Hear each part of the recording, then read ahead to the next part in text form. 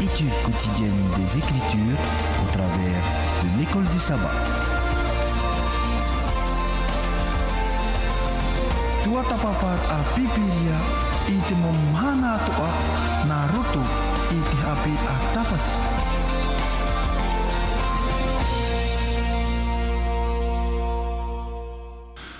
Eh bien, chers amis, nous sommes heureux cet après-midi, nous quatre, les trois pasteurs ainsi que moi-même, de prendre ce moment pour parler donc d'une autre leçon que nous avons étudiée donc pour cette semaine, qui s'intitule donc la 12e, Babylone et Armageddon. Donc un nouveau nom donc entre sur la scène de l'histoire et nous allons donc essayer donc de détailler un peu plus à Babylone et un peu plus aussi Armageddon, et nous verrons un petit peu qu'est-ce qui va en ressortir de cette leçon. Et nous prions le Seigneur pour qu'il puisse bien nous aider, nous guider, qu'il puisse nous soutenir et nous accompagner durant donc l'étude de sa leçon, le partage que nous allons avoir ici sur le plateau. Eh bien, bienvenue à vous, chers auditeurs, chères auditrices, qui êtes donc semaine après semaine fidèles auditeurs de la radio La Voix de l'Espérance, et aussi à vous aussi qui nous suivez sur les réseaux sociaux, donc sur notre page Facebook Live. Eh bien, avant de mettre notre leçon, notre partage sous le regard du Seigneur, eh bien, nous allons prier, et je demanderai à notre pasteur Josia de nous inviter, de prier pour chacun de nous. Nous allons prier.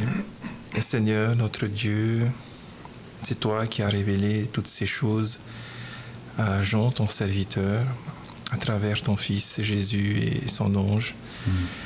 Là, maintenant, nous nous apprêtons à ouvrir cet apocalypse, cette parole, ce livre.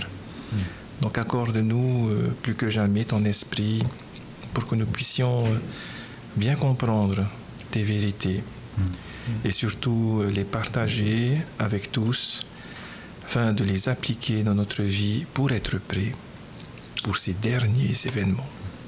Donc gloire à toi de nous permettre de découvrir cela. C'est un privilège, un bienfait. Et béni sois-tu toujours notre Dieu pour ton amour infini. C'est au nom de Jésus, au nom de ton Fils, que j'aimerais te demander de présenter tout cela. Amen. Amen. Bien, voilà donc, chers amis, Babylone et Armageddon. Alors, cette semaine, un texte de base qui nous est proposé se trouve donc dans Apocalypse 16, verset 19. « Et la grande ville fut divisée en 3 parties, et les villes des nations tombèrent, et Dieu se souvint de Babylone la grande pour lui donner la coupe du vin de son ardente colère. » Donc voilà. On n'en a pas encore fini avec Babylone, mais j'espère que ce sera pour bientôt et que c'est imminent. Hein? Ce retour, sacré Babylone. Hein? Donc, en plus, on vit dans Babylone. Hein? Voilà. Donc, chers amis, autour de la table, verset 2, donc Apocalypse 17, verset 2, eh bien, il cria donc d'une voix forte, disant, elle est tombée, Babylone la grande. Elle est devenue une habitation de démons, un repère de tout esprit impur, un repère pour les oiseaux impurs et aux dieux, pardon. Voilà, donc cette Babylone-là, elle va tomber. Elle va tomber, et quels seront donc les signes précurseurs de cette chute-là? Qu'est-ce qui va nous dire que voilà, la Babylone va tomber? Qu'est-ce qui va nous... Est-ce que la Bible nous donne des indices? Et pourquoi Babylone tombe d'abord, hein? Et quand est-ce qu'elle va tomber? Et là, c'est une grande question. Hein? Voilà. Donc, peu importe qui va commencer, parce que tu voudrais commencer? Voilà. Pourquoi elle tombe? Je vais laisser la place à Steven. Ok. Ouais. Pourquoi elle tombe? Le plus ancien tombe. D'accord. Ok. Et le plus gradé aussi, peut-être. On va rester, voilà. Donc, oui. quels sont les signes précurseurs? Donc pourquoi elle va tomber? Quels sont les signes précurseurs qui vont nous dire ça y est, la bataille est bientôt finie. Babylone, la grande, va tomber. Oui, alors tout d'abord, bonjour Georges. Hein? Bonjour. Bonjour aussi pasteur Josias ainsi que pasteur Gilles. Hein? Yorana. Merci de poser la question parce que ta question en effet elle est très pertinente.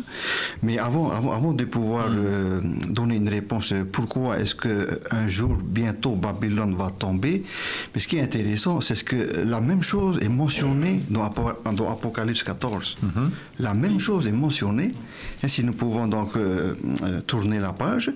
Donc, dans Apocalypse au chapitre 14, hein, au verset 8, Georges, est-ce qu'il est possible de relire également et pour comparer avec le texte d'Apocalypse 18 au verset 4, Georges? Est-ce que c'est possible? Oui, bien sûr. Voilà. Vas-y. Apocalypse 14, chapitre 14, donc au verset 8, hein, et un second ange suivit en disant, elle est tombée, Babylone la grande, qui a abreuvé toutes les nations du vin de la fureur de son impudicité. Très intéressant. Et Apocalypse 18 ne fait que reprendre un petit peu ce que nous avons donc découvert dans Apocalypse 14. Hein, et ici, nous voyons qu'en effet, il semblerait que Dieu a une grande colère vis-à-vis de Babylone. Alors, Babylone, c'est un grand mot, très grand mot, Georges. Derrière le mot Babylone, il y a une très très grande histoire. Une histoire qui nous relie jusqu'au passé.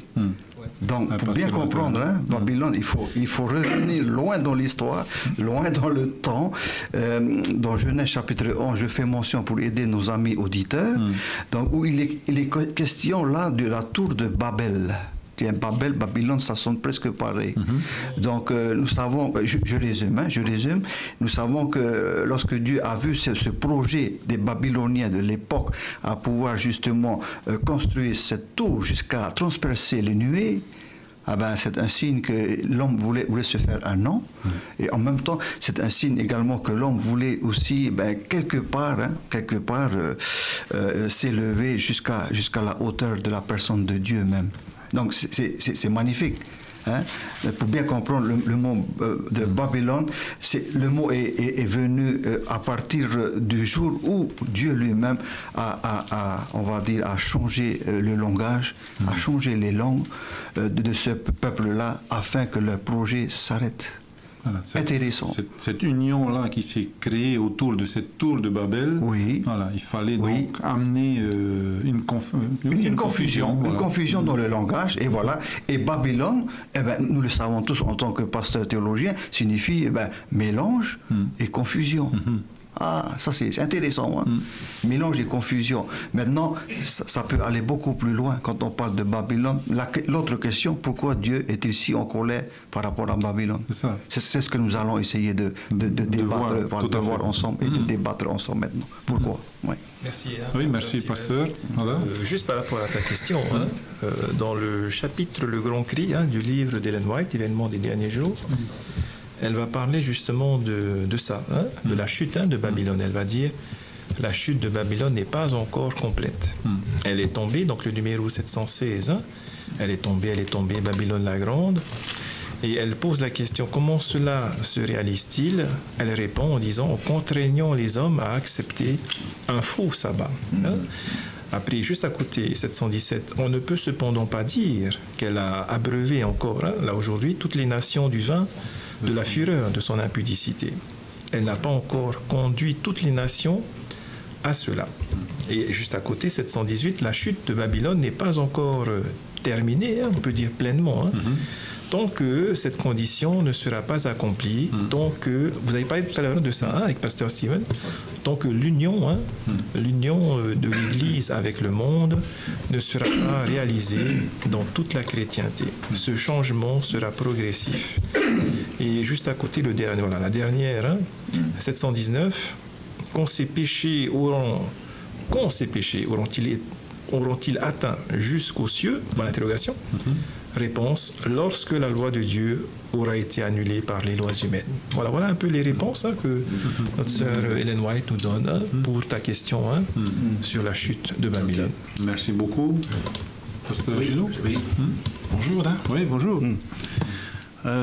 Toujours en allant dans le même sens que nos collègues Pasteur Josiah et Pasteur Steven, j'aimerais soulever 2 points par rapport à la lecture que vous venez de faire, frère Georges. Elle est tombée, Babylone la grande. À 2 reprises, l'ange mentionne, elle est tombée. Babylone la grande. Nous connaissons qui est Babylone aujourd'hui. Et lorsque nous décrivons cette chute, et quelle chute, il y a 2 points à retenir par rapport à cette chute.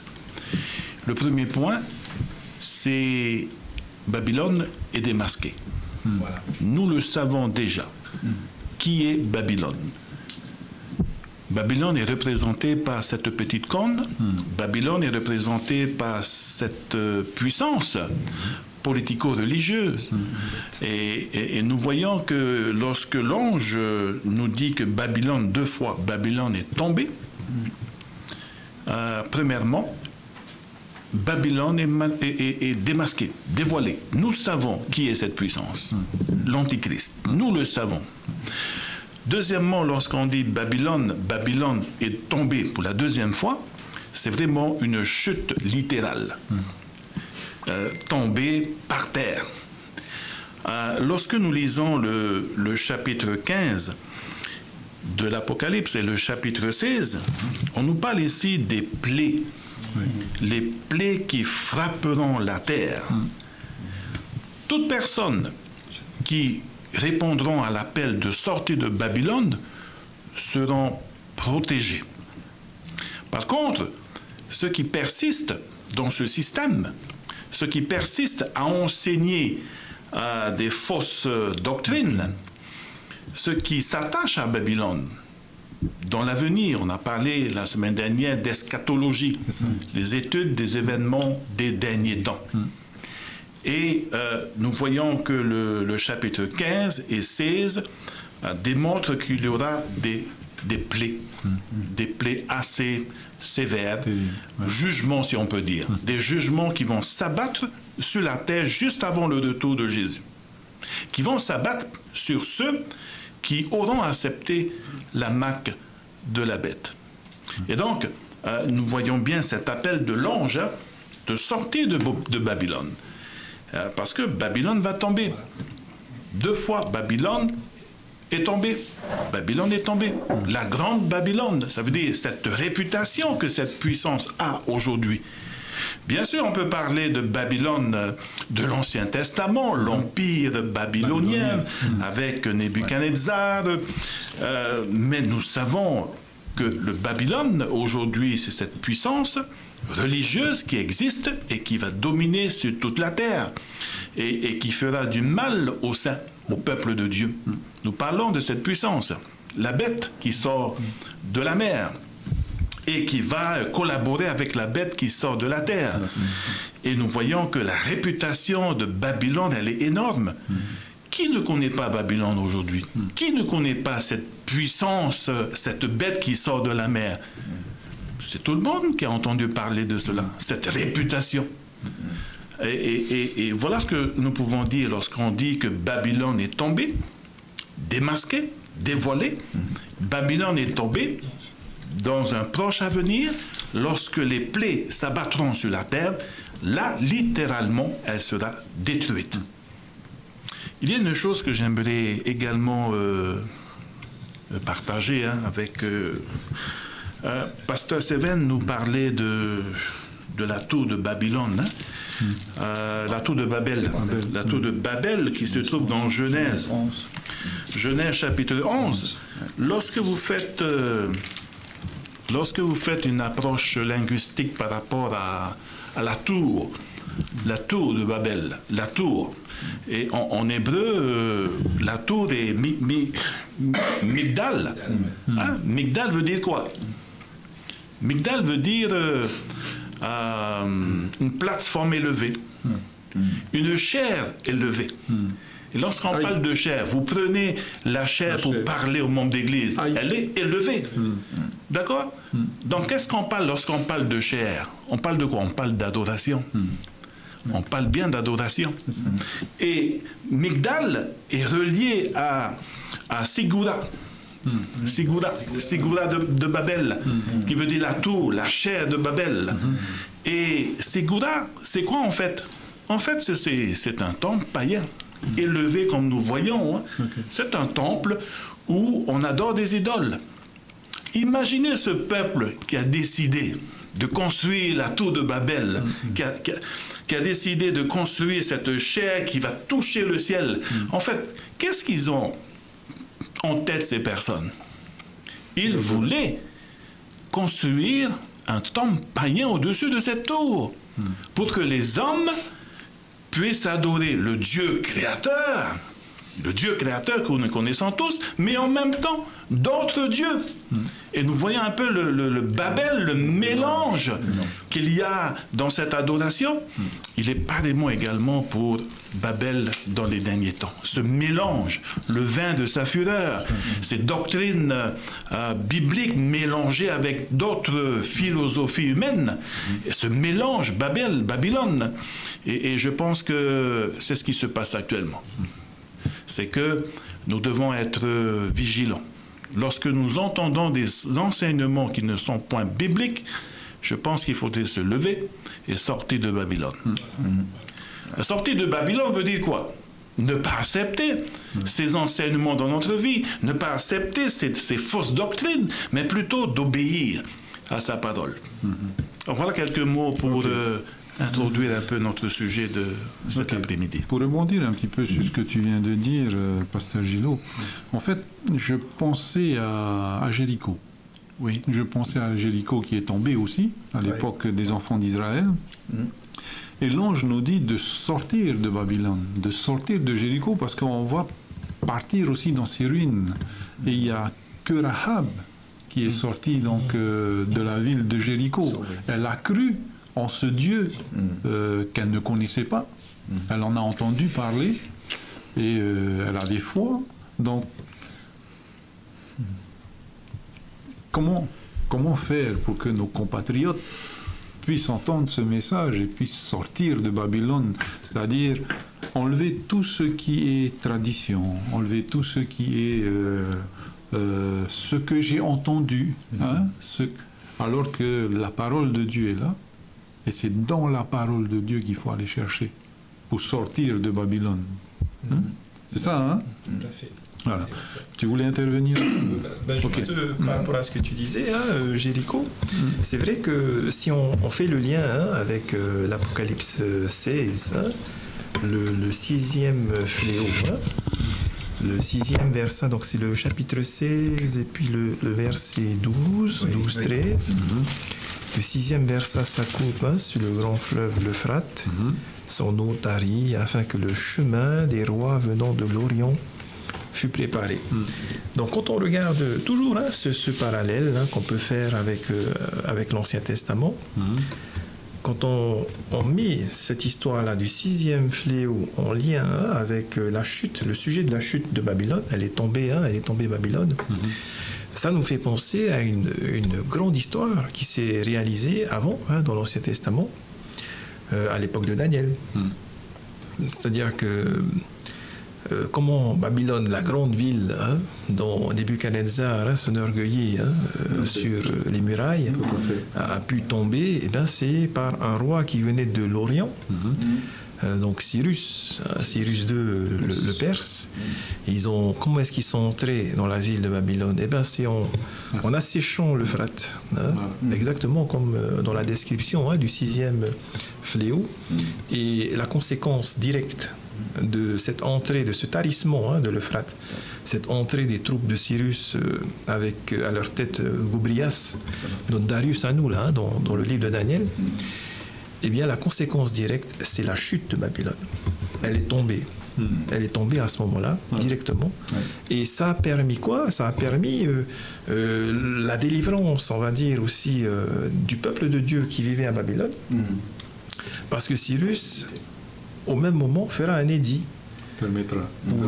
permettre aux rescapés du peuple de Dieu de retourner à Jérusalem et de rebâtir, reconstruire le temple. Il y a beaucoup de liens, en fait, de parallèles avec l'époque actuelle, où là aussi, un jour, Babylone doit tomber, avec un grand Cyrus qui doit venir.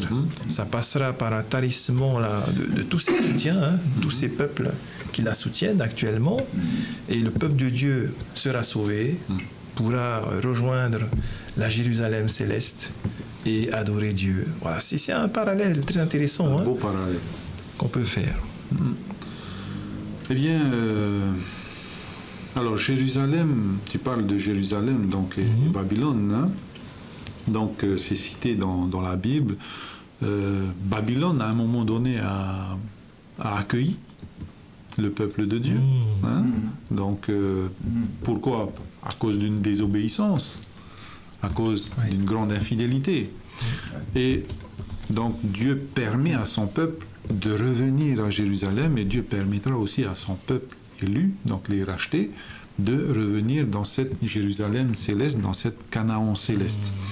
Alors, à un moment donné, notre leçon d'école du sabbat nous fait un peu le parallèle entre Babylone et Rome. Est-ce que quelqu'un peut nous en parler un peu? C'est facile de faire le lien entre Babylone et Rome? Donc, vite fait, peut-être après, mes frères, Pasteur Giro et Pasteur Steven, pourront peut-être développer, mais rapidement. Dans le chapitre 17, verset 9, c'est là qu'il y a le lien, en fait, entre les deux. Puisque le verset 9 va dire que les 7 têtes donc, de l'animal, l'animal sur lequel se trouve cette femme qui s'appelle Babylone, on a ça au verset 3, 3 et 4. Oui. La femme qui est là, 3, 4, 5, elle s'appelle Babylone, elle est sur la bête. La bête, elle a 7 têtes. Ces 7 têtes ici, au verset 9, sont 7 montagnes. Si on tape sur Google, moteur de recherche, sans faire publicité pour Google, bien sûr. Mais voilà, on peut aussi choisir un autre moteur de recherche. On tape la ville aux 7 collines. Les réponses qui vont arriver, ça sera principalement, peut-être même essentiellement, Rome. Donc, voilà, je m'arrête là. Okay. Mes frères pourront sûrement dire davantage.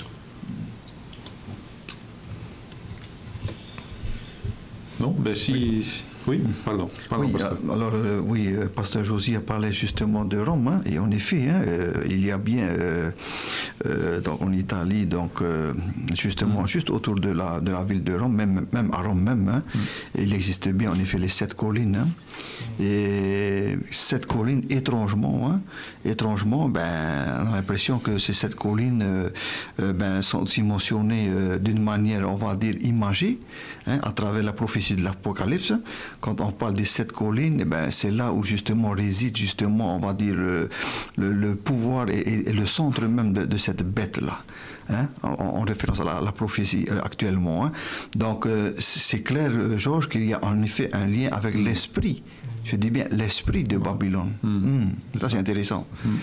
Parce que ce matin, on disait lors de l'école du sabbat en langue tahitienne que Babylone n'est plus. Oh, attention, Babylone est encore là, mais on va dire, l'esprit de Babylone est encore vivant. Il faut dire cela, il est encore vivant cet esprit-là. Mais ce qui est bien avec le texte que nous venons de voir, c'est que la parole de Dieu nous met en garde par rapport aux séductions de cette femme, de cette bête, de cette Babylone. Et c'est là où nous voyons combien les textes sont forts en matière de repères de démons, en parlant de Babylone. Je reprends le chapitre 18, Georges, avec ta permission. Un repère de tout esprit impur. Voilà. Ce qui fait que nous comprenons pourquoi Dieu est tellement en colère vis-à-vis de cette puissance, dont nous venons très bien parler avec Pasteur Gilles également. En effet. Donc, qu'est-ce que nous voyons? Nous voyons que Babylone, non simplement est dotée d'une puissance extraordinaire, d'une puissance, on va dire, démoniaque ou un peu, mais en plus, le verset 3, Georges précise que toutes les nations ont bu du vin de la fureur de son impudicité. Ça, c'est terrible. J'aurais aimé que le texte dise que parce que quelques nations ont bu du vin, quelques nations. Mais là, c'est toutes les nations ont bu du vin de son impudicité, pardon. Cela veut dire quoi? Cela veut dire, genre, dis donc, elle est dotée vraiment d'un pouvoir, d'une puissance, mais alors, immense. Immense. Ouais. Pouvoir, puissance, influence. Hein? Influence. Voilà. Séduction. Terrible. Séduction. Oui. Pour apporter un peu plus d'idées, ou plutôt qui va toujours dans le même sens. Hein. Y a-t-il un lien entre Babylone et Rome? Il n'y a pas photo. Il y a beaucoup d'évidences. Et d'ailleurs, nous avons identifié la semaine dernière que la bête qui sort de la mer est bien la Rome papale. Et dans le chapitre 17, on ne parle plus de bête vraiment, on parle d'une femme. Et la femme dans la Bible symbolise l'Église. Et lorsque vous étudiez l'Apocalypse, on nous parle de deux femmes. La femme pure et la femme prostituée. La femme pure symbolise, toujours dans Apocalypse chapitre 12, l'Église de Dieu pure, qui enseigne la doctrine de Dieu, qui enseigne la parole de Dieu. Et dans le chapitre 17, on nous parle de cette femme prostituée. Qu'est-ce que ça veut dire? Ça veut dire que c'est une femme qui représente la Rome papale. Il faut dire les choses en face. Le système, je parle du système. Je parle du système. Et donc, on voit ici que cette femme, au verset 4, le verset que pasteur Josiah avait mentionné auparavant, cette femme était vêtue de pourpre et d'écarlate, et parée d'or, et de pierres précieuses et de perles. Elle tenait dans sa main une coupe d'or, remplie d'abominations et des impuretés de sa prostitution. Sur son front était écrit un nom mystère. Un mystère. Babylone la grande, la mère des impudiques et des abominations de la terre. La mère, cette femme est la mère. Sur son nom est écrit un mystère, Babylone la grande. Chers amis, la Bible est claire. Cette femme est quoi? Est vêtue de quoi? De couleur quoi? Pourpre et d'écarlate. Regardez les églises, regardez ce système que nous, depuis un certain temps, quelles sont les couleurs que ce système porte? Les mêmes couleurs. Les mêmes couleurs. Donc il n'y a pas photo, frère Georges. Cette femme, Babylone, représente bien le système papal qui existe aujourd'hui. Et si nous revenons dans l'Ancien Testament, parce qu'il y a un texte qui me revient dans Ésaïe au chapitre 4. Alors si vous avez votre Bible, chers amis, vous qui nous écoutez, Ésaïe chapitre 4, le verset 1. On nous parle de qui? On nous parle encore des femmes. Hein? Et les 7 femmes saisiront en ce jour un seul homme et diront: nous mangerons notre pain, nous nous vêtirons de nos habits, fais-nous seulement porter ton nom. On lève notre opprobre. Donc on parle de quoi? De femmes, plusieurs femmes qui symbolisent des églises. D'accord? Et qu'est-ce que ces églises, au temps de la fin, demandent? De quoi? Eh bien, ils demandent au Seigneur qu'ils ont leur pain. Ils ont de quoi manger. Symboliquement, c'est quoi le pain? C'est la parole de Dieu. Tout ce qu'elles veulent, ces églises, c'est quoi? C'est de porter le nom de Dieu. Porter le nom de Dieu. Qu'est-ce qu'elles veulent, ces églises? Que les gens puissent les appeler l'église de Jésus. L'église chrétienne. C'est tout. C'est tout. Mais en fait, la parole de Dieu est inexistante dans leur preaching, dans leur prédication, dans leur enseignement. Et nous voyons que même l'Ancien Testament prophétise sur ces églises dans les derniers temps. Eh bien, nous sommes en plein dans cette situation malheureuse. Malheureuse, hein? Alors, pour venir appuyer ce que tu es en train de dire, pasteur Gillot, hein, le Apocalypse chapitre 18, verset 5 nous dit: ces péchés se sont accumulés jusqu'au ciel. Mais waouh! Oui. Et Dieu donc s'est souvenu de ses iniquités. Payez-la comme elle a payé, et rendez-lui au double de ses heures, dans la coupe où elle a versé, versez-lui au double. Ces péchés qui sont qui ont touché le ciel. Autant ils ont voulu aller jusqu'au ciel et adorer, quelle que soit la divinité qu'ils voulaient adorer. Et autant là, en fait, tout ce qu'ils pensent, peut-être certains, que c'est dans la bonne adoration, que ce sont les bonnes doctrines, pour certains en tous les cas, en fait, ils accumulent ces péchés jusqu'au ciel, ils sont accumulés jusqu'au ciel. Alors c'est imagé, je suis sûr, quelque part. C'est ça, c'est exactement cela. Et nous avons là ici, toujours pour développer, avec l'idée de notre pasteur Gillot, nous avons là la cause, encore une autre cause de la chute de Babylone, de ce jugement qu'elle va recevoir. Parce que si on prend le chapitre que tu as donné, le chapitre 18, et puis le verset 3, on va retrouver le même mélange, la même union entre ce qui est politique et puis ce qui est religieux et même économique. Parce que le verset 3 va dire... parce que toutes les nations ont bu du vin de la fureur de son impudicité. Alors après, que les rois, donc ça c'est la politique, que les rois de la terre se sont livrés avec elle à l'impudicité. Et après vous avez le business, le matérialisme, l'argent qui domine aujourd'hui. Et que les marchands de la terre se sont enrichis par la puissance de son luxe. Le mot est là. Et si nous tournons un peu la page et que nous regardons tout ce grand paragraphe de 10 versets, du verset 9 au verset 19, surtout à partir du verset 12, vous avez là le détail de tout son commerce, de tous ses péchés, tout ce qui s'est accumulé là, on va dire, pour atteindre les cieux. Alors il y a l'or, l'argent, les pierres précieuses, les perles, le fin lin. Donc il y a non seulement ce qui est monétaire, ce qui est richesse, mais il y a aussi donc des vêtements, le fin lin. Il y a également des bois de valeur, des bois de luxe, des bois de senteur, l'ivoire. Après, vous avez les parfums, myrrhe et encens. Après, vous avez du marc, de la farine de blé, des bœufs. Et même, on a de la traite d'êtres humains. Il y a du commerce de corps et d'âme d'homme. C'est la fin du verset 13. C'est énorme.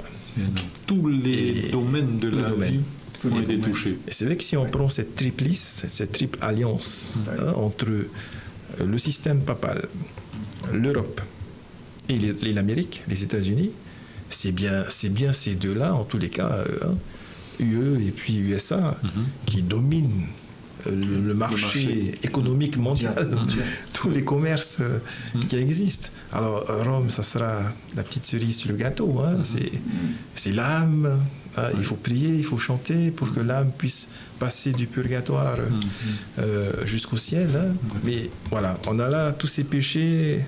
Et c'est encore gentil, parce qu'il y a un verset qui va dire « Elle était ivre du sang des saints ». Je crois que c'est au chapitre 17 et au verset 6. C'est bien ça. Je vis cette femme ivre du sang. On peut être ivre, mais à cause de whisky ou de, je sais pas, des boissons interdites, là, alcoolisé, spiritueux, il y a des choses comme ça. Mais là, elle est ivre à cause du sang. Quasiment une image vampirique, comme si c'était un vampire. Elle a bu, elle boit, elle est ivre de ce sang. Ça veut dire que des gens sont morts. Beaucoup de personnes sont mortes à cause... 1260 années. 1200 persécution. C'est ça, période de persécution. Oui. J'aimerais rebondir sur le verset que vous venez de lire dans Apocalypse chapitre 18. Les péchés qui se sont accumulés jusqu'au ciel. Cela me fait rappeler Moïse. Avant que Dieu appela Moïse, donc de son trône, Dieu a entendu la souffrance de son peuple en Égypte. Donc l'histoire nous dit que cette souffrance est montée jusqu'à Dieu. Et Dieu a ressenti quelque chose dans son cœur, de la tristesse. Et par la suite, cela l'a poussé à appeler Moïse pour libérer le peuple d'Israël. Et lorsque j'entends ce texte par rapport à Babylone, je pense que Dieu également, vous savez, Dieu aime le pécheur. Et lorsque j'entends ce texte, le péché de Babylone est monté jusqu'au ciel, je ne pense pas que Dieu est dans un esprit de joie lorsqu'il voit ça. Donc il y a toujours cet esprit de tristesse. Ouais. Pourquoi je dis ça? Grande tristesse. C'est vrai que spirituellement, il y a le peuple de Dieu, et il y a ceux qui sont contre Dieu. Il y a deux groupes, il y a deux camps. Mais il ne faut pas oublier que nous tous, que nous soyons blancs, que nous soyons bruns, que nous soyons jaunes, nous sommes tous des enfants de Dieu. Amen. Amen. Par création. Par création. Il y a des enfants obéissants, mais il y a également des enfants désobéissants. Et c'est le cas. C'est le cas dans Apocalypse chapitre 18. Le point que j'aimerais soulever, c'est que Dieu est compatissant, Dieu est prêt à pardonner. Et lorsqu'on voit le péché de Babylone qui monte jusqu'au ciel, je ne pense pas que Dieu est dans la joie en voyant cela. Il est dans la peine. Et il attend que ses enfants désobéissants puissent se repentir et venir à lui. Voilà ce que j'aimerais soulever, c'est que nous sommes tous des enfants de Dieu, par création. Merci beaucoup. Alors, on va aller avancer. Je pense qu'il y a encore plein de choses à dire sur Babylone, mais il y a aussi donc Armageddon qui nous attend, et nous avons aussi le mont Carmel qui nous attend. Voilà, donc Armageddon. Alors, oui. Allons-y ou bien évitons-en. Voilà, donc Armageddon. Armageddon, c'est un nouveau mot donc, dans cette leçon que nous avons donc aujourd'hui, durant ce trimestre en tous les cas. Mais il y a peut-être une similitude entre Armageddon et le mont Carmel. Est-ce qu'un pasteur peut intervenir Alors, avant de laisser mes frères, pasteur Gilot et pasteur Steven, aller dans ce sens-là, quand on prend en fait le texte grec de l'Apocalypse 16 et puis le verset 16, parce que c'est là où nous avons ce apax, c'est un mot qui n'apparaît que là, Armageddon. Tout à fait. Et donc, selon les textes grecs, il y a deux possibilités. La version seconde a opté pour une des deux, c'est-à-dire de retranscrire comme cela Armageddon. Mais il y a d'autres manuscrits grecs qui n'ont que Megiddo. Megiddo. C'est-à-dire, ils les rassemblèrent dans un lieu appelé en hébreu Megiddo, première version, on va dire. Puis l'autre, donc c'est ça, c'est ce que nous avons dans nos versions secondes. Ils les rassemblèrent dans un lieu appelé en hébreu Armageddon. La différence entre les deux, c'est que Ar veut dire montagne, et puis mes frères pasteurs vont développer ça tout à l'heure. Alors que quand on prend que Megiddo, c'est la plaine, c'est la vallée, qui a toute une histoire. Mais une histoire très riche. Par exemple, la première bataille qui a été retranscrite, écrite sur... alors ça a été sculpté, ça a été gravé sur de la pierre, mais la première bataille dans toute l'histoire humaine qui a été écrite, gravée, c'est la bataille de Megiddo. Entre le pharaon Thoutmôsis III et puis la puissance hittite. Donc les deux empires se sont déplacés pour se retrouver là, à Megiddo. Le temps va passer, nous allons avoir Josué, qui va lui aussi faire face à Megiddo, et il y aura Jéhu, qui va tuer deux rois à Megiddo. Jisraël, c'est pareil. Et il y a le roi Josias qui va perdre la vie à Megiddo en affrontant le pharaon des Chaos-2. Et puis dans l'histoire, vous avez en l'an 67, avec les troupes de Titus, futur empereur, futur César, un rassemblement des légions à Megiddo, avant de prendre Jérusalem, qui va tomber 3 ans plus tard, en l'an 70. Et il y a Napoléon, Bonaparte à l'époque, 1798, qui va passer par Megiddo pour conquérir toute cette partie du Proche-Orient. Et enfin, il y a 1918, cette année, nous fêtons les 100 ans. C'est l'anniversaire des 100 ans d'une bataille qui a eu lieu à Megiddo en 1918 entre les empires britanniques Et l'Empire ottoman turc et l'Empire allemand, le Kaiser Guillaume Wilhelm, Guillaume II, l'Empereur d'Allemagne.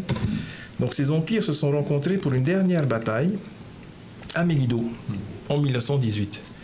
Donc quand on prend la première, on va dire, vision ou la première explication possible, certains vont aller dans ce sens-là, vont essayer de voir derrière un grand conflit cosmique où la Terre entière est le champ de bataille. C'est ce qu'Ellen White va dire, hein, Armageddon. Le champ de bataille, c'est toute la Terre.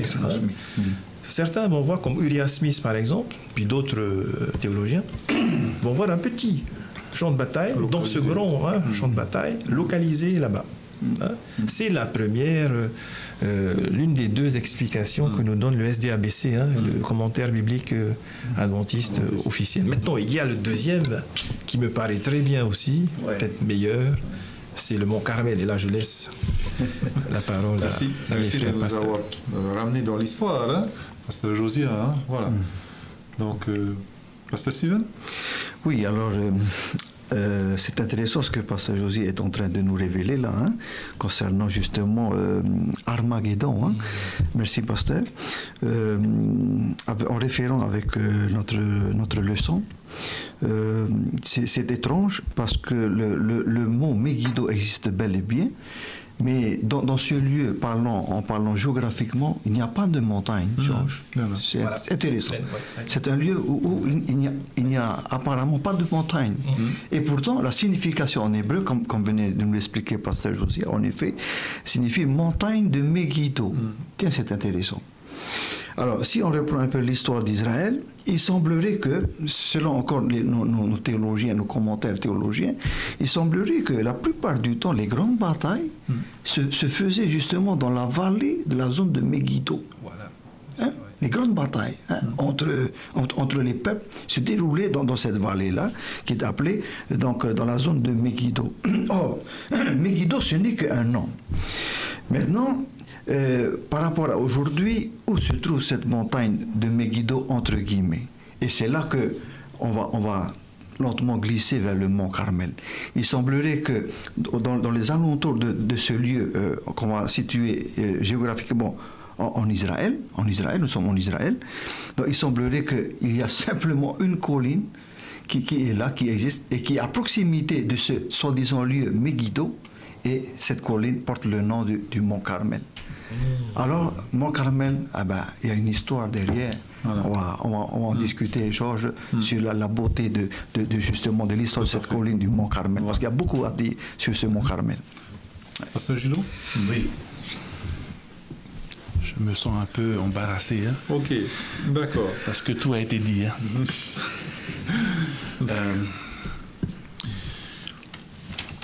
Je me pose la question. Pourquoi... J'essaie de changer d'approche.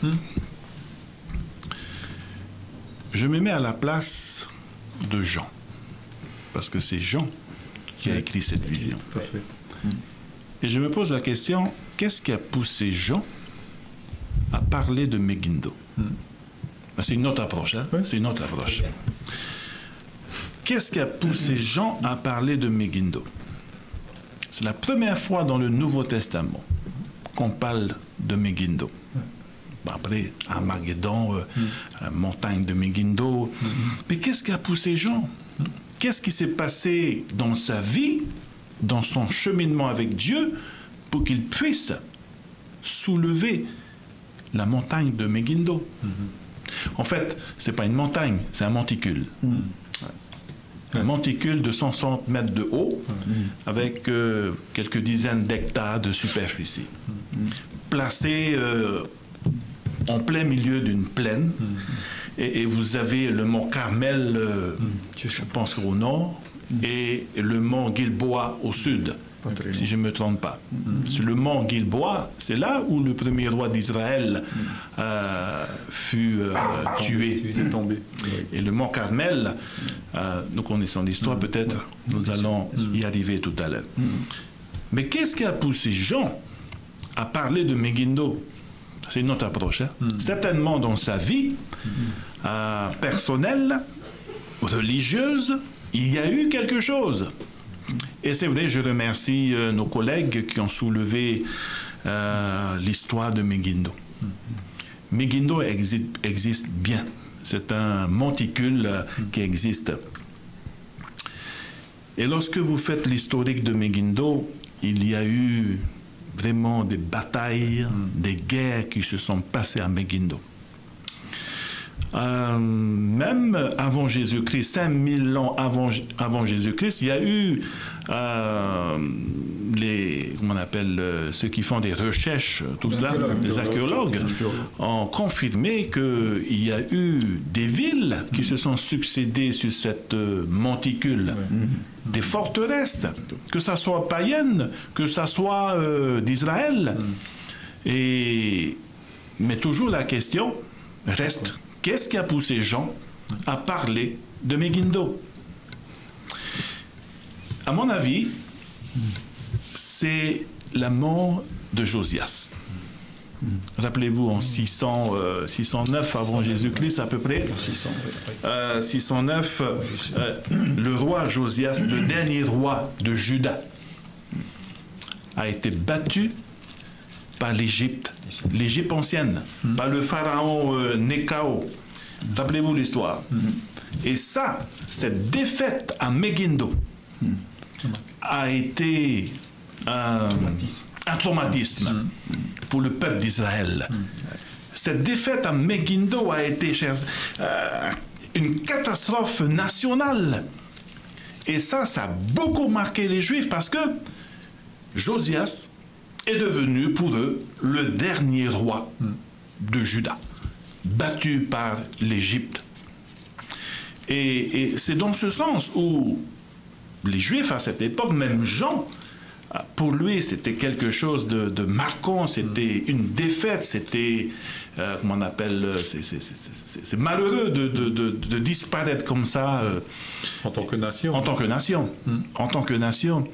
Et je pense que Jean, dans sa vision, avec la collaboration de l'Esprit de Dieu, a voulu mettre en évidence cela pour marquer cette dernière guerre finale. Certains disent la Troisième Guerre mondiale, la guerre finale, Armageddon. Et d'ailleurs, plusieurs acteurs, plusieurs films ont vu le jour, Armageddon, même des dessins animés. Il y a eu plusieurs interprétations par rapport à Armageddon.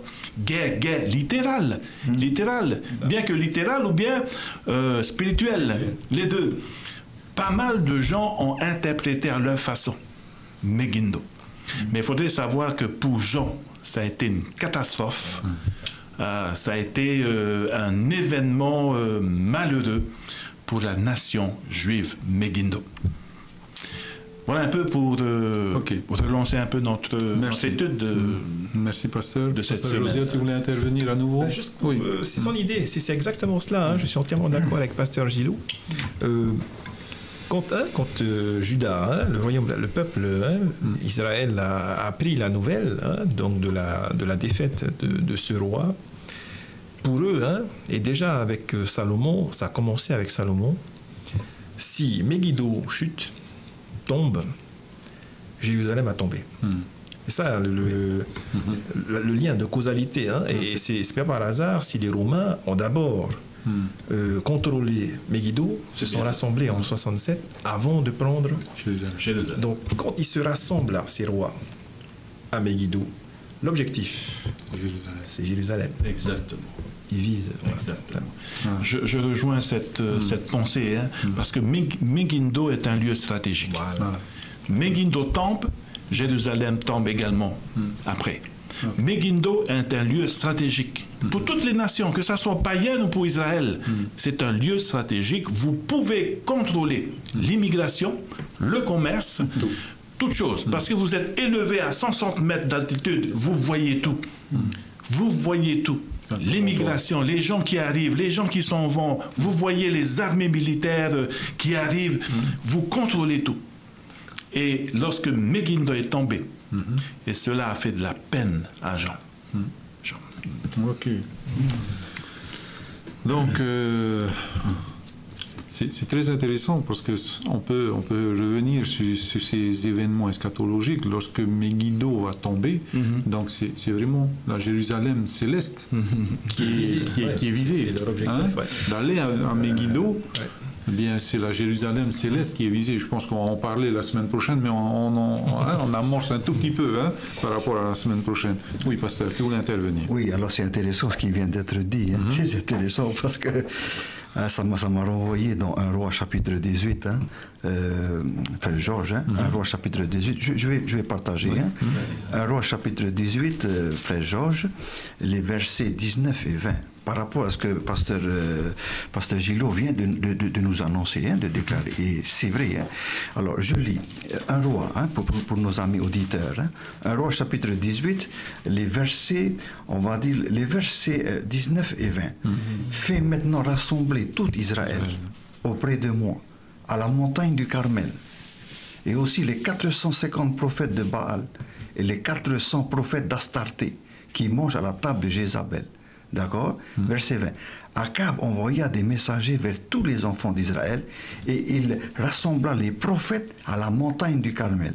Mais j'aimerais poursuivre, Georges. J'aimerais poursuivre et m'arrêter au verset 21. Alors Élie, le prophète de Dieu, bien sûr, s'approcha de tout le peuple et il dit: jusqu'à quand crochelez-vous des deux côtés?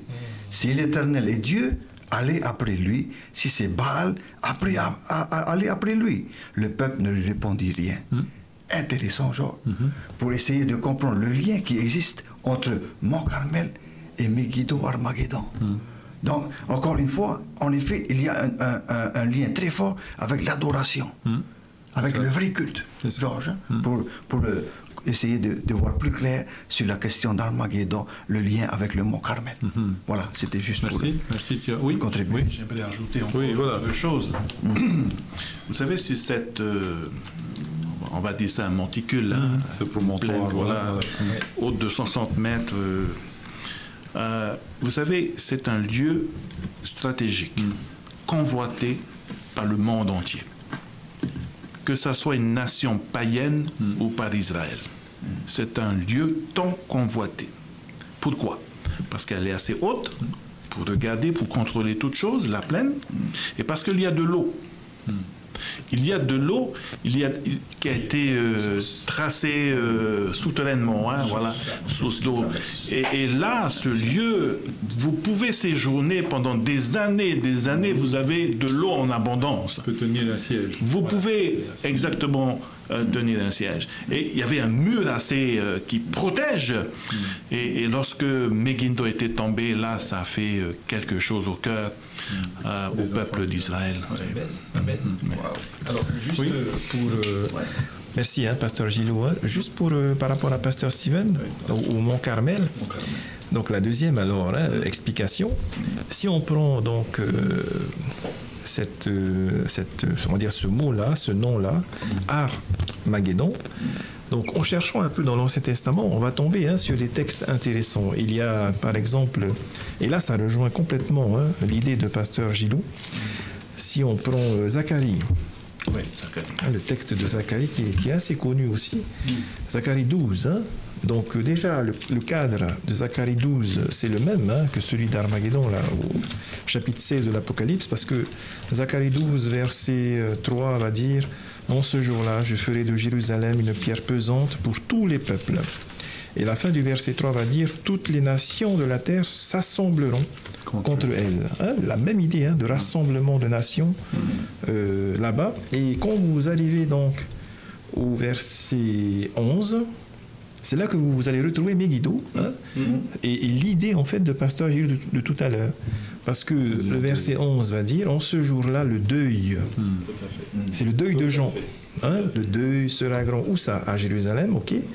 Comme le deuil, et c'est là où nous avons le lien, le parallèle avec Armageddon, comme le deuil d'Adradrimon dans la vallée de... Alors normalement, c'est Megiddo, l'orthographe exacte. Oui, oui. Et là, il y a un N. Hein. Voilà. Dans la vallée de Megidon. Tiens. Comme si on voulait faire Le lien. avec Armageddon, le même N final. Hein.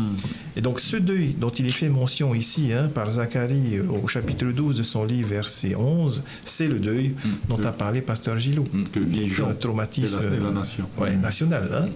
Et en regardant le terme hébraïque Ar et Magédon, on va voir qu'il y a un lien, on va dire, lexical, hein, avec le terme Ar Moed, qui veut dire montagne de l'assemblée, montagne de rassemblement d'une assemblée. Et ce mot-là, cette expression va se retrouver dans Ésaïe 14. On a parlé de lui dans ce chapitre 14 du livre d'Ésaïe. De qui s'agit-il? De Lucifer. Oui. Parce que dans Ésaïe 14, au verset 12-13, nous allons retrouver ce mot-là, Armoed, qui rejoint Armageddon.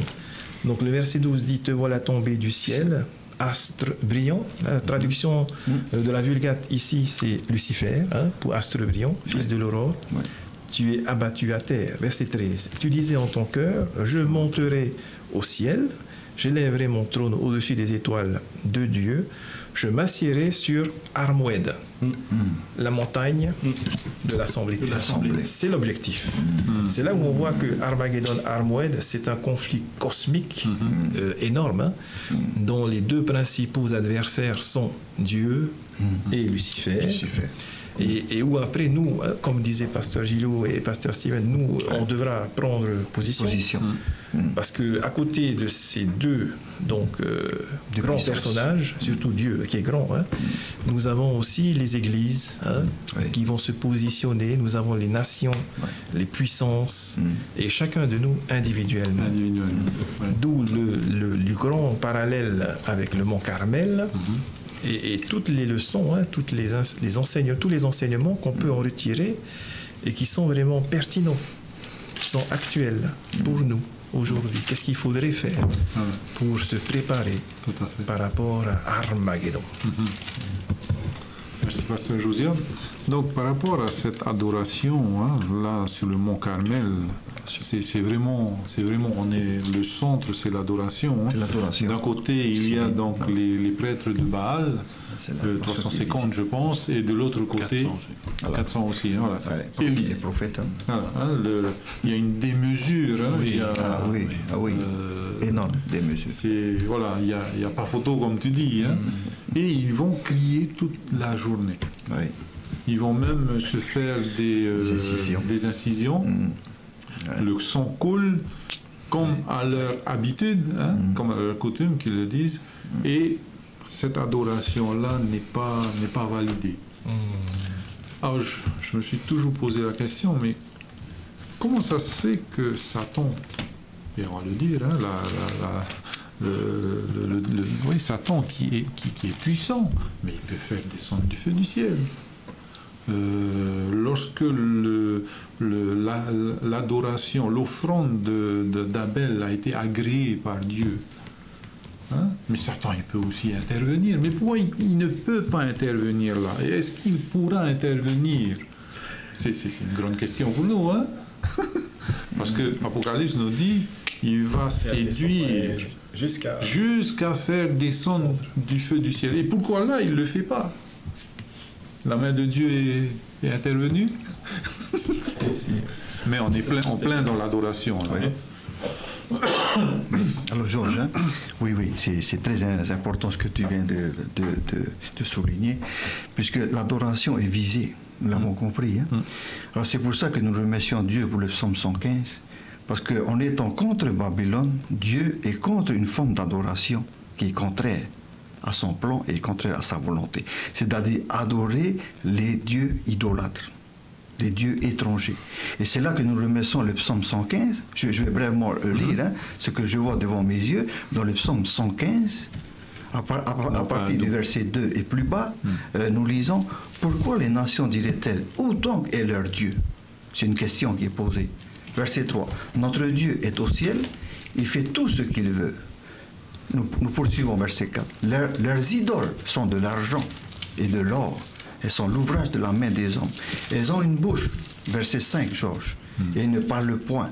Elles ont des yeux et ne voient point, verset 6. Elles ont des oreilles et n'entendent point. Elles ont un nez et ne sentent point, verset 7. Elles ont des mains et ne touchent point, des pieds et ne marchent point. Elles ne produisent aucun son dans leur gosier, verset 8. Il leur ressemble ceux qui les fabriquent, tous ceux qui se confient en elles. Israël, confie-toi en l'Éternel, il est leur secours et leur bouclier. Je vais m'arrêter là. Les textes sont vraiment clairs et pertinents. C'est-à-dire que le grand problème de Babylone, Georges, c'est bien un problème d'idolâtrie. D'idolâtrie. Voilà. Si ces personnes se mettaient à se repentir, ils ont tout à fait leur place parmi le peuple de Dieu. S'ils se repentent. Hein? Et c'est l'appel qui est lancé par le psaume 115, justement, il faut que Israël se confie pleinement, n'est-ce pas, en le Dieu, le vrai Dieu, le Dieu d'Israël. C'est son Dieu, le Dieu d'Israël. Aujourd'hui, nous savons que Israël, c'est on va dire un Israël spirituel. Georges, hein? Pour nous qui vivons à la fin des temps, mais nous sommes reliés à cet Israël des temps anciens, puisque c'est le même peuple, c'est le peuple de Dieu. Voilà.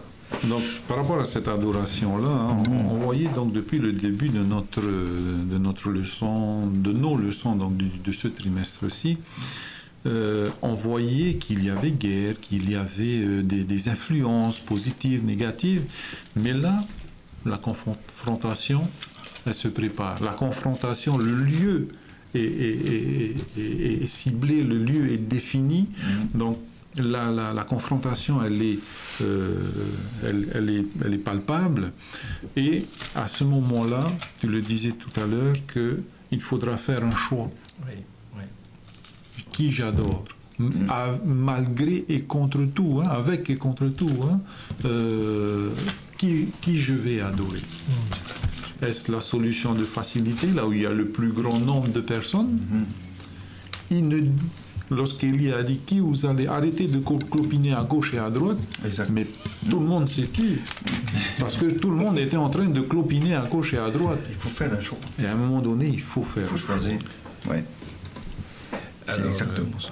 Avant, pasteur Gilou, toujours pour ce que tu avais dit tout à l'heure, hein, par rapport à donc, Prophète et Roi, chapitre 11, hein, le mont Carmel, et Ellen dit pourquoi Satan n'a pas pu mettre le feu. Ah ouais, et Ellen White écrit avec quelle joie Satan ne serait-il pas venu au secours des faux prophètes là, de ceux qu'il trompait et qui se consacraient à son service? Avec quelle joie n'aurait-il pas fait jaillir l'éclair qui aurait consumé le sacrifice? Mais Dieu a prescrit des limites à l'ennemi de nos âmes. Il a restreint son pouvoir. Et tous ces desseins ne sauraient communiquer une seule étincelle sur l'autel de Baal. Voilà. Et après, par rapport à ce que tu disais aussi tout à l'heure, il faut être conscient, il faut se positionner, il faut faire son choix maintenant. Hein. C'est individuel, hein, c'est personnel. Oui. Quand on prend, j'ai essayé de faire un parallèle entre les deux là, les deux histoires. Hein. Mon Carmel avec Élie et puis notre situation d'aujourd'hui. On va dire que Élie qui est là, c'est un symbole de notre Église, du peuple de Dieu. Le dernier Élie qui doit apparaître avant le jour de l'Éternel, ramener les cœurs des pères aux enfants, etc. Après, nous avons le roi Akab. Donc là, nous avons une puissance, un royaume anti-Dieu, Akab, anti-Dieu carrément. Et surtout, à l'époque des Omrides, cette dynastie du roi Akab, par son père qui s'appelait Omri, il y avait vraiment beaucoup de prospérité, beaucoup d'argent, de richesse, grâce à une politique d'alliance. Ils s'étaient alliés avec les Phéniciens, donc les Phéniciens avaient donné une de leurs filles, Jézabel alors, et puis ils avaient monté des succursales en Syrie, à Damas, etc., des comptoirs commerciaux, beaucoup d'argent, beaucoup de richesse, le matérialisme. Et Akab avait même un palais en ivoire. On parle du luxe. C'est le même mot qu'il y a dans l'Apocalypse 18, là. Le luxe de Babylone. Aujourd'hui, qui a une maison en ivoire? Le niveau atteint par Akab à l'époque n'est pas du tout atteint par le commun des mortels aujourd'hui. Il est même plus élevé. Et donc Akab, c'est le type, le symbole de Babylone, des bêtes, des puissances anti-Dieu. Ensuite, ils ont souffert pendant 3 années là. Et il a même accusé Élie d'avoir provoqué ce trouble. Pourquoi troubles-tu le peuple. Donc, c'est pas moi. Nous aussi, parallèle, nous traverserons un temps de trouble, un temps difficile. Et c'est à cause de nous. Et on va nous accuser d'être responsables. Les puissances diaboliques vont nous accuser d'être responsables. Tout ça se réglera, donc pour l'histoire d'Élie, au Mont Carmel. Donc parallèle pour nous, ça va se régler à Armageddon. Voilà. Et à la fin, nous avons Élie, à la fin, complètement à la fin de son histoire, Élie emporté au ciel dans un char de feu. Mais nous allons avoir pareillement le peuple de Dieu emporté au ciel avec les anges, avec le Seigneur. Donc il y a un parallèle magnifique entre les deux histoires, celle du Mont Carmel et notre histoire à nous actuelle. D'aujourd'hui, la question est posée. Qu'est-ce que nous choisissons? Est-ce que nous choisissons le luxe, le matérialisme, la richesse, les dollars, ou je ne sais pas, de Babylone, ou bien, au contraire, nous choisissons la petite voie difficile, le chemin difficile, la voie étroite, mais qui mène à la vie éternelle, que Jésus nous a demandé de choisir, de suivre. Voilà. Oui, pasteur, tu voulais intervenir. Oui. Ça va, on a le temps un peu. J'aimerais soulever cet esprit, on appelle cet esprit de syncrétisme, le syncrétisme. Le syncrétisme, c'est un mélange. Et lorsque j'entends parler d'Akab, qui était Akab, il était le roi d'Israël, le peuple de Dieu. Il a épousé qui? Jézabel. Et à travers elle, il y a eu du syncrétisme au sein du peuple de Dieu. Et lorsque vous regardez le mont Carmel, eh bien, c'est le prophète Élie contre Akab. Akab, roi d'Israël. C'est fou. Israël qui symbolise la femme. La femme. Tout à fait. Il y a la femme pure, il y a la femme impure. Et donc, dans les derniers temps, on parle de Babylone. On parle de cette femme qui est assise sur la bête écarlate. On parle ici de syncrétisme, de mélange de doctrines. Tout comme au temps d'Akab, tout au temps du prophète Élie, il faut faire un choix. Soit nous sommes avec Dieu, ou nous sommes pour les prophètes de Baal. Il faut faire un choix. Et lorsque vous vous mettez sur cette monticule, cette plaine Megiddo, vous voyez bien la scène Carmel. Aujourd'hui, pour moi, personnellement, lorsqu'on parle d'Armageddon, lorsqu'on parle de Megiddo, j'essaie de spiritualiser. Personnellement, Megiddo, pour moi, c'est mon cheminement avec Dieu. Megiddo était un lieu où il y avait des batailles. Défaite, victoire. Tantôt victoire, tantôt défaite. Tantôt syncrétisme, tantôt victoire, tantôt défaite. Des années, des générations en générations, Megiddo a toujours été un lieu tant convoité, champ de bataille. Défaite, victoire. Victoire, défaite. Domination de l'adoration païenne, plus tard, domination de l'adoration de Dieu. C'est ça que les changements, victoire, défaite. Victoire, défaite. Est-ce que Megiddo aujourd'hui ressemble à notre cheminement? Je dirais oui.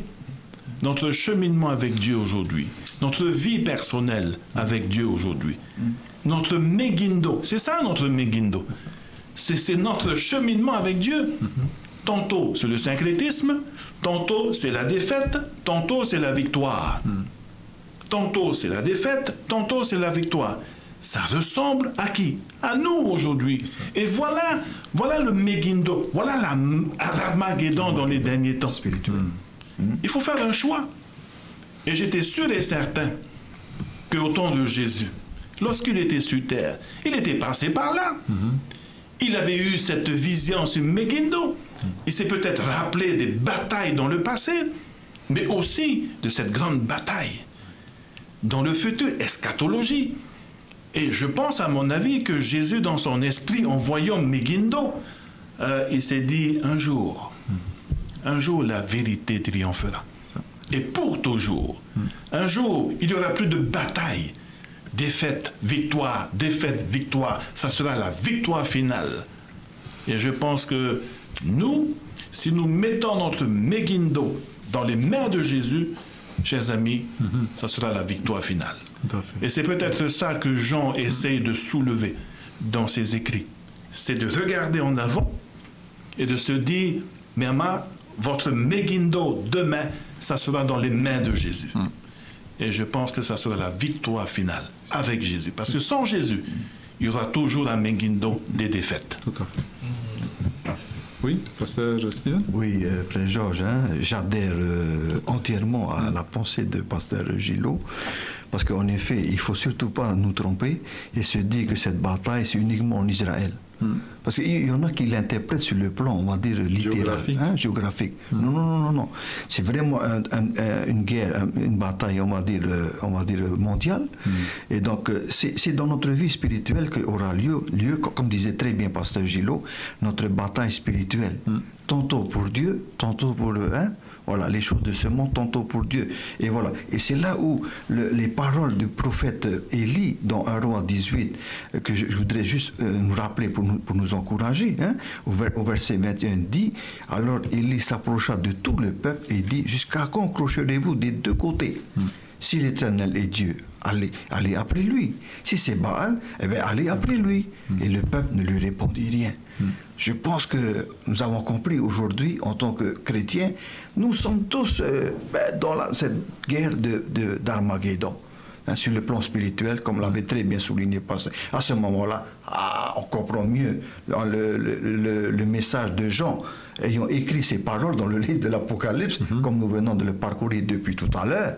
Et en effet, il s'agit bien ici d'une bataille, mais alors terrible, spirituelle, entre le bien et le mal qui sévit dans notre cœur tous les jours et dans notre esprit de chaque jour. Et comme disait pasteur Gillot, sans le Seigneur Jésus-Christ, alors là, nous sommes déjà perdus d'avance. Mais heureusement que le Seigneur pourvoit à nos besoins si nous l'acceptons, bien sûr, de lui et être fidèles et si nous obéissons à sa parole. Voilà. Amen. Dans la même idée que notre frère pasteur Steven, parce que évidemment, il faut voir maintenant peut-être ce qu'il faut faire pour se préparer, pour être prêt. Tout à fait. Ce qu'il a dit, ce que pasteur Gillot aussi a dit, c'est la description, la bonne description de la Odyssée. La Odyssée, elle est comme ça, elle cloche à droite, elle cloche à gauche, elle est tiède. Elle est ni chaude ni froide. Voilà, elle est au milieu. Et donc, l'appel d'Élie, de l'Élie des derniers temps, à tout le monde, au peuple de Dieu. On le voit à partir du verset 30. Il y a plein de choses qui se passent à partir du verset 30. Élie va dire, la première chose qu'il va dire, c'est de s'approcher. Approchez-vous de moi. Donc il faut que le peuple, là, aujourd'hui, comme Élie appelle le peuple de s'approcher. Oui, il faut s'approcher de Dieu, s'approcher de Jésus, s'approcher de ses prophètes. Et après, une fois qu'on s'est approché, entre parenthèses, église, ça veut dire se rassembler. C'est ça le sens d'Ecclésia. C'est se rassembler, c'est une assemblée. Après, une fois qu'on s'est approché de Dieu, de Jésus, il faut, verset 32, il faut rétablir l'autel. L'autel de l'Éternel a été renversé. Donc il faut rétablir une adoration convenable et l'autel va être rétabli avec 12 pierres. Donc c'est l'idée que chacun apporte sa pierre dans ce rétablissement de l'autel, de l'adoration qu'il faut donner à Dieu. Et quand on regarde bien ce qu'il faut mettre dessus, sur cet autel, eh bien, il y a du bois, verset 33. Il y a le bois et il y a aussi le taureau, l'animal. Donc on va dire, il faut que notre adoration soit christocentrée.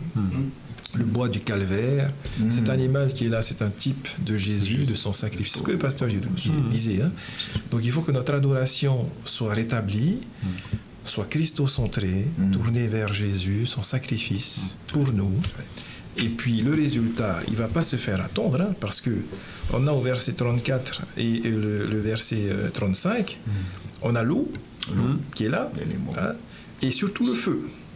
Alors ces deux éléments sont un peu contradictoires ou un peu opposés. Hein. Le feu éteint le feu, l'eau pardon éteint le feu. Mais ces deux éléments en fait symbolisent dans la Bible la même chose, le Saint-Esprit. La pluie de l'arrière-saison, les langues de feu de la Pentecôte, Actes chapitre 2. Si vraiment nous faisons toutes ces étapes-là, dont on t'a parlé, Élie, ici, s'approcher, rétablir l'autel, amener sa pierre, que notre adoration soit Christo-centrée sur Jésus-Christ, son sacrifice, le résultat final, c'est l'Esprit Saint. L'eau, le feu, hein. Le grand cri pourra être proclamé une dernière fois au monde entier. C'est ce que l'Église devrait faire. La préparation pour Armageddon, elle doit se faire dès maintenant. Et pas se dire j'ai le temps, quand je verrai la marque de la bête. Ça y est, c'est là seulement que je vais revenir à l'église, je vais me repentir. Là. Non, c'est maintenant. Parce qu'on ne maîtrise pas l'avenir. On ne peut pas maîtriser. Ce que tu as entre tes mains, ce que Dieu t'a donné et qui est entre tes mains, c'est maintenant. C'est le maintenant. C'est ça, c'est là, c'est maintenant. Merci. Ben. Oui, j'aimerais toujours, en allant dans le même sens, les 450 prophètes de Baal, ils se sont mutilés, versé le sang. C'est un peu une image de ce qui se passe aujourd'hui. Lorsque quelqu'un a péché dans l'Église, dans ce système, le système de la bête, vous devez faire quelque chose pour vous faire pardonner. Et j'ai eu le privilège de vivre aux Philippines, à Manille. Et tous les ans, vous avez dans un lieu qu'on appelle Pampaga, où tous les vendredis saints, il y a des gens qui viennent se faire pardonner, qui viennent se faire crucifier. Tout à fait. Vous voyez un peu le syncrétisme qu'il y a, alors que Jésus est là, prêt à nous pardonner. Il n'y a pas besoin de se faire mal. Vous voyez le syncrétisme qui règne dans l'Église, dans ce système, système papal. Vous avez besoin de faire quelque chose, ou bien de payer pour vous faire pardonner, ou bien de vous faire mal. C'est pas biblique. Pour implorer la pitié de Tout à fait. Mais c'est pas comme ça. Vous voyez ces gens qui viennent, des centaines de personnes à Pampaga, à Manille, qui viennent se faire crucifier en vue de se faire pardonner par Dieu. Vous voyez le syncrétisme qui règne dans la chrétienté. Et je pense qu'il y a un choix à faire. On n'a pas besoin de se faire mal. La solution, c'est Jésus. Il a tout fait sur la croix. Il a porté nos péchés. Et il est prêt à nous pardonner aujourd'hui. Et je pense que Dieu veut que nous puissions venir à lui dans ce sens. De venir tel que nous sommes, avec notre injustice, avec notre péché, et de laisser la puissance de Dieu, le Saint-Esprit, ce feu qui purifie, c'est l'œuvre de Dieu. C'est pas à nous à nous purifier, c'est pas à nous à nous justifier, c'est pas à nous à se rendre juste. Et je pense que voilà un peu cet esprit de syncrétisme qui règne dans l'Église. Nous sommes sauvés par la foi. Amen. Il ne faut pas l'oublier, c'est pas la foi que nous sommes sauvés. Oui, la grâce. Pasteur Steven, le mot de la fin. Oui, comme je vois sur notre petit bout de papier, là, la fin du conflit. Alors, ça m'a interpellé, ça m'a beaucoup interpellé, là, en petit C, Georges, c'est bien ça, Voilà, la fin du conflit. Alors, pour aborder un peu rapidement, si on a encore quelques secondes, minutes qui restent, la fin du conflit, je suis en train de voir un texte qui me touche, là, dans Apocalypse 18, et voilà, et au verset 21, Georges, Apocalypse chapitre 18, au verset 21. Je lis et nous lisons. Alors un ange puissant prit une pierre semblable à une grande meule et il la jeta dans la mer en disant « Ainsi sera précipitée avec violence Babylone, la grande ville, et elle ne sera plus trouvée. » Voilà, c'est fini. Waouh! La fin du conflit. C'est ça. À nous maintenant de donc on ne débattre vivra là-dessus. plus un coup à gauche, un coup à droite. Voilà, merci Seigneur pour ça. Oui, tout à fait. Il ne faut pas oublier que ce n'est pas notre guerre. Ça appartient à Dieu. Amen. C'est pas à nous à combattre. C'est Dieu et Satan. Tout à fait. Nous, ce qu'on a, c'est juste accepter. Prendre position. Prendre position position. pour lui. Voilà. Ça, c'est bien ça. Un verset pour la fin. Oui, c'est allez. une des béatitudes de l'Apocalypse. Il y en a quelques-unes là. Oui, il y en a Mais 7. voilà, tout à fait. Et il y en a une pour Armageddon. Apocalypse 16, verset 15, qui dit « Heureux celui qui veille ». Donc il faut veiller. Et celui qui garde ses vêtements, c'est le caractère de Jésus, entre autres, et qui garde ses vêtements afin qu'il ne marche pas nu et qu'on ne voit pas sa honte. Donc il faut veiller, Voilà. et il faut garder ses Prendre vêtements. courage. Amen. Eh bien, la puissance du vrai Dieu, contrairement à Baal, était alors indubitable. L'issue, Ouais. la destruction des ennemis de Dieu et la manifestation de la justice de Dieu en faveur de ses saints. La bataille d'Armageddon fera rage et ce jour-là ne doit trouver aucun de nous endormi parce qu'il faut veiller. Ah, c'est clair. Nous devons être pleinement éveillés et comme des vierges sages, avoir des réserves d'huile avec nos lampes. La puissance du Saint-Esprit doit être sur nous et le capitaine de l'armée du Seigneur sera à la tête des anges du ciel pour diriger la bataille. Eh bien, c'était un verset en guise de prière pour nous et nous vous donnons donc rendez-vous à la semaine prochaine pour une autre encore leçon, la dernière du trimestre, et nous vous disons Maranatha.